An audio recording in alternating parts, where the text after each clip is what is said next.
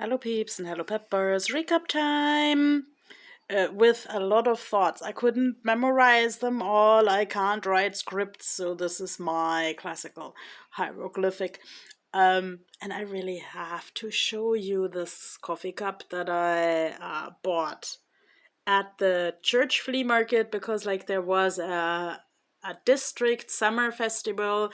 I might have mentioned that churches in Iceland are often functioning like an institution of basically education and community. So I made some really, really good deals on the flea market, and they were deals with a story. And there was this pastry that, when cut in half, it sort of looked like a diving sea monster. And I so wished that the plate had been blue, but we only have white plates. So yes, this week was shaped by a lot of coffee, and a lot of let's say attempts to build my root network in Iceland with varying success, I would say. For instance, I went to a small release party of a new publication by the queer community, and I must say this was in a lovely old house, but let's say you only found this if you knew where it was. This little shop was so hidden that not even the taxi driver knew where it was. And I mean, I'm sure that all people who organize such events have best intentions, and the awareness of accessibility needs gets bigger by the hour. But, and I like big buts and I can't deny, I totally missed a description of where that should be. And even though I had an address, not even the taxi driver knew where that was. So please, if anyone sees this who organizes events in uncommon places about uncommon themes, include a photo of the location and include an information of the type. This is the same building as the hairdresser Hans Hansen or something.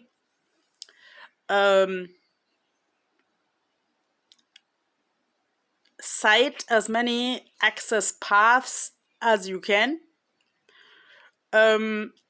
Let's say, to me personally, this sometimes this idea of this door is this broad and this threshold is this high seems exaggerated. But let's say in this case, I also would have loved it because the threshold was huge to even get into the room. Almost as huge as the elephants that I'm often trying to convey. Okay. So I turned up way too late. I think I didn't quite fit in to the publication because, let's say, the communication about what should be in this publication was not as clear, or not as Frida friendly, which is maybe autism friendly, as I would have hoped it was. So what I learned from the whole thing is communicate as clearly as I can with people who organize things, and also communicate with people as clearly as I can about my role in an event or in a publication. It was an open call, but it didn't pan out. My thing wasn't accepted, and I'm just thinking, what can I do better? What could other people probably do better in the communication with me? Do they have the resources at all of that? But like, just when I was like finished chewing on this in my head, I received an email from like someone totally different. Dear author, your poem has been published. This was a totally unrelated poem that I wrote like from the bottom of my heart with my humor to people who actually have my humor. So, tada, this actually works.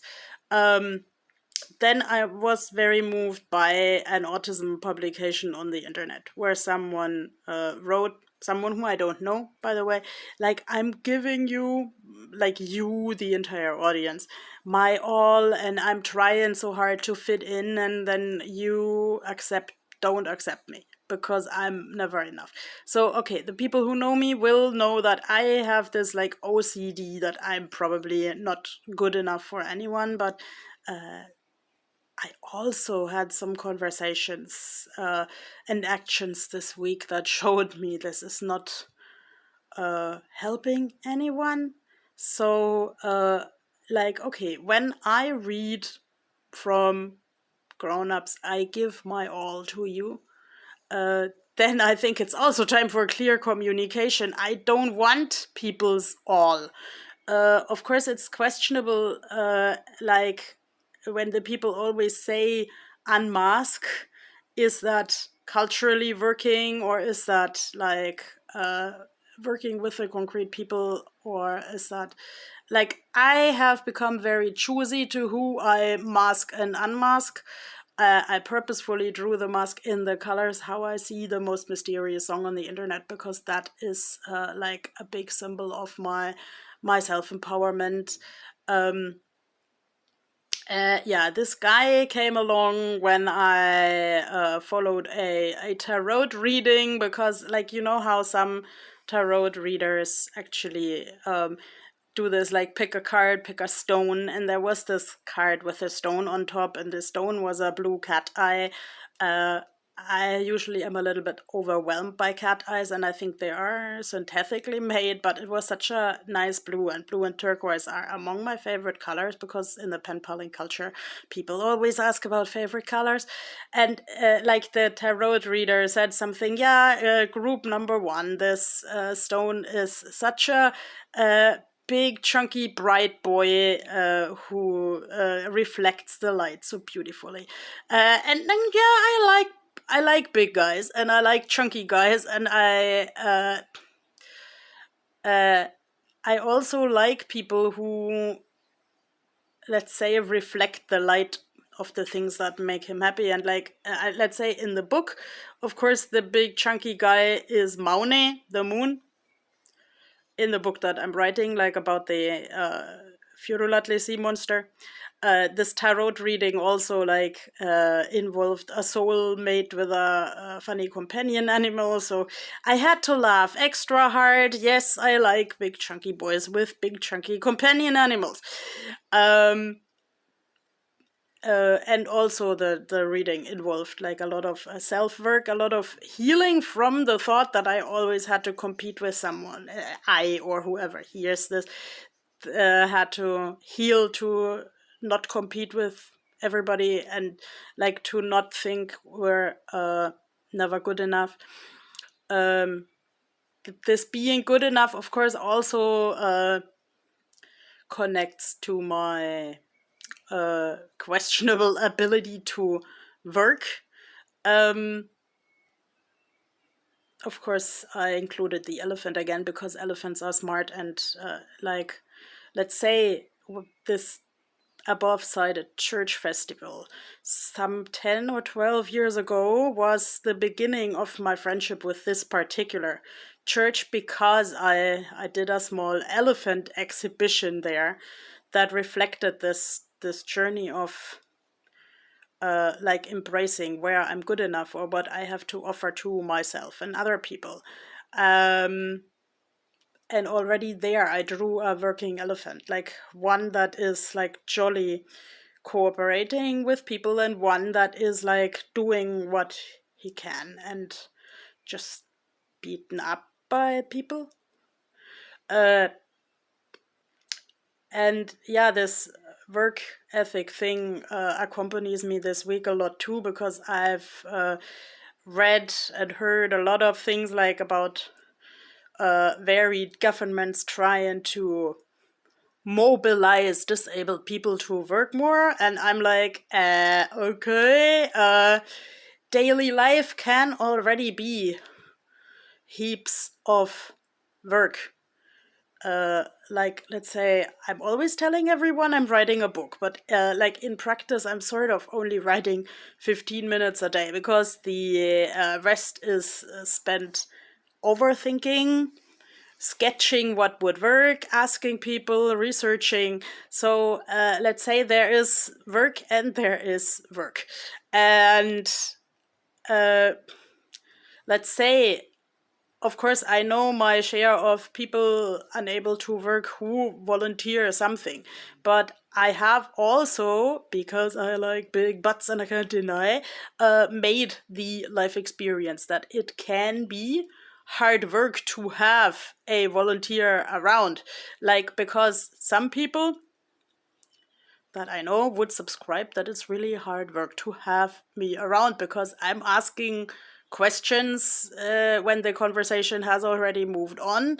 Like, even one of my best friends told me the other day that, let's say, ask the organization who I wanted to volunteer for within Pride to give you a limited project that you can like plan and overview with this person, because when you just say you want to help and then you come here sort of like your sea monster want to help, sea monsters in my world here communicate through music and memories that they just bring along to the people whether they want it or not. So yes, I am also a chunky person in organizing something. So my friend told me in all honesty, and I found that good how she said it. You are hard work. You mean well, but you like you keep people busy telling you this doesn't work, this needs to be explained differently. And I mean, like, don't get me wrong, I'm totally grateful for the people who take the time to sit me down and explain to me this works like this and this works like that, and you can do this and you can do that. And I mean, like, when I attended a group with said friend ages ago, she actually said, okay, clean the microwave, because she knew that I was like, I would be busy with that, like, for half an hour, then the microwave would be cleaner than ever, and I would basically be away from all the people who run around and make noise. And this was just like, I mean, one of the happiest moments in my life, cleaning someone else's microwave. Yeah, sometimes I'm like a ghost living in a ghost town, because I am not in other people's communication pattern, but I included the ghost here because like the tarot thinks that your spirit leader wants to talk to you like in the good old times. Even though I shouldn't take that literally. I like the idea because it reminded me of an old story of my youth, and I shall act accordingly. And exercise is supposed to be the good way to connect with spirit leaders again. Yes, I should exercise more in order to walk better. And yes, I thought a lot about this phrase that I sometimes use in the pen paling culture. I am one of the few people who can't have a partner for medical reasons, because like this week I'm chewing more this idea of like some autistic people not having the energy uh, to be around people that much rather than not be interested. I wish you a great night. Bye.